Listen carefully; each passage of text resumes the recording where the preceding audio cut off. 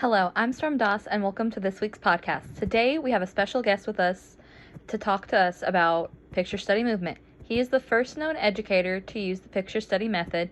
Please welcome Mr. Henry Turner Bailey. Hello, it's wonderful to be here today, and thank you for having me on your show today. You are more than welcome. It's a wonder to have such an influential person to speak with about a method that has become used worldwide.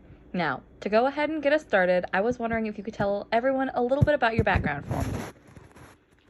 Of course. Well, I'm an art educator from Massachusetts. I created the picture study movement in 1897. I am also a writer on the subject for writing poems about the artworks to focus on the nature and beauty of them. But I also edited for the School of Arts on books and articles that we use to provide information to teachers on how they can adequately teach picture study in the classrooms. Wow, that's really incredible the work you have done to make it accessible for other teachers to use and providing examples as well in the School of Arts magazine for them to use in their curriculum. For you, what is the main purpose of picture study? Yes, well, during this time of the progressive movement, our education was taken off as the number of immigrant children came to our schools who were unfortunately thrown into an education system where they had trouble communicating due to the language barrier. How do you teach them? Pictures.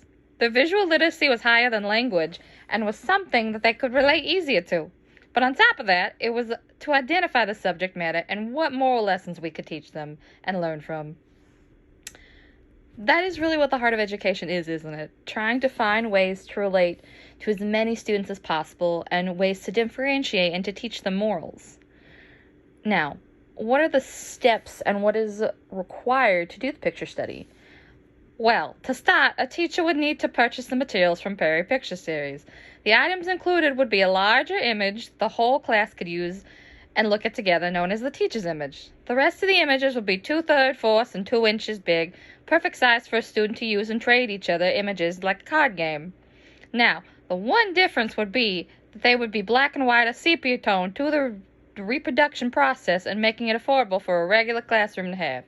The teachers will then give the students a certain amount of information about the work, the artist, visual statistics, and a few biographical details about the artist. Now, all this information is included in the series purchased, and the way it is standardized for those rooms and for teachers that are unskilled in the way to teach, this could still present the information. That's a lot more than many would think would be involved in this.